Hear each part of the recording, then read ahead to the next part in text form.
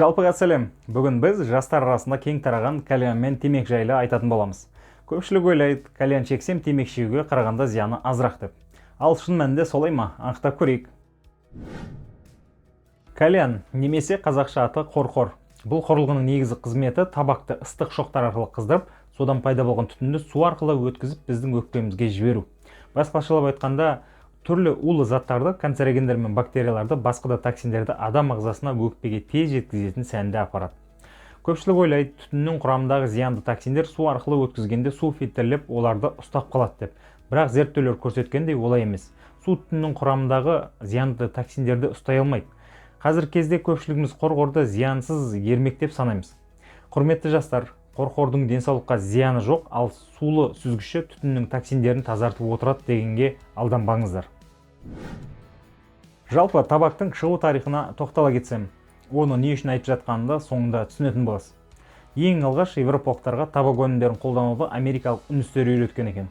Кейіннен 15 ғасырда анығырақ айтқанда 1496 жылы Христофор Колумб әлемді аралап саяхаттау барысында Еуропаға алып келген екен. Кейіннен Еуропада табак өнімдері кең тарап, тіпті 1571 жылы испан дәрігері Николас Монардес медициналық өсімдіктер туралы жазған еңбегінде табак өсімдігі 36 сырқатты емдейді деп жазған екен.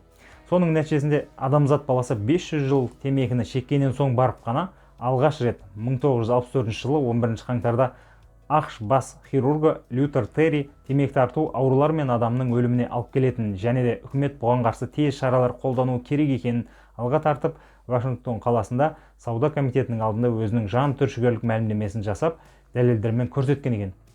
Ал сол кезде ақш халқының 42% темекі шегетін болған екен. Қазір адамдар кальянды зиянсыз, жай ермек ретінде тартып жүрсе, 500 жыл бойы адамдар да темекіні зиянсыз деп тартып келген екен. Қазіргі таңда медицина дамып, бұрынғы медицинамен салыстырғанда алға қадам басқан ескерсек, күндердің күнінде кальянда адам денсаулығы үшін қауіпті деп танылуы алыс емес деп ойлаймын. Сол себепті кальянды бастаған болсаңыз доғарыңыз, көрсем бекен деп жүрсеңіз жоламаңыз. Ал ең бірінші кальян ол Индияда 10 ғасырда ойлап табылған екен. Кейіннен мұсылман елдеріне, Африка, Парсы шығанағына тез тарап, түрлі өзгерістерге ұшырап, қазіргі күнге жеткен екен. Темекі сияқты кальян түтіні құрамында никотин, көміртек тотығы, ауыр металдар, канцерогендер бар. Британия ғалымдар зерттеу барысында қорқордың бір порциясын шегілген 100 дана темекіге теңестірген екен. Енді елестетіп көріңіздерші, кальянның түтіні тура темекі секілді адамның өкпесіне, жүрек қан тамыр жүйесіне орасан зор зиян тигізеді. Кальян тарту көптеген ауруларға алып келуі мүмкін.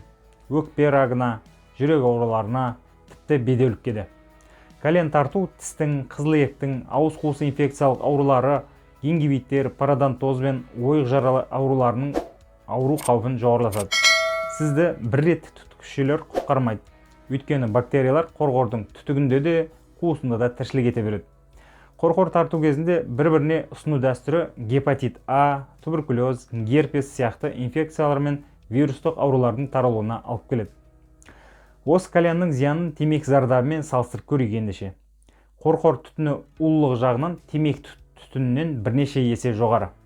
Оның құрамында смола мөлшері 36 есе, көміртек монототығы 30 есе, улы иісті газ 8,4 есе жоғары. Никотин.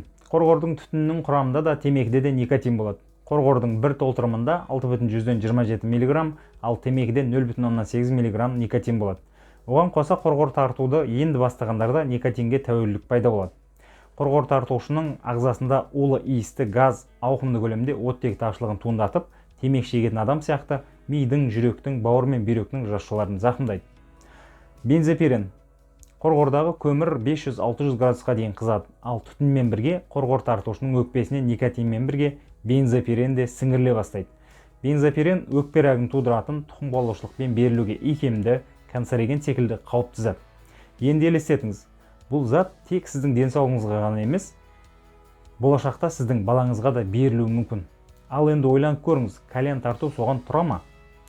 Зерттеулер көрсеткендей, кальянды ұзақ уақыт қолданудың әсері біздің ағзамыз үшін темекіден де зиянырақ болады екен.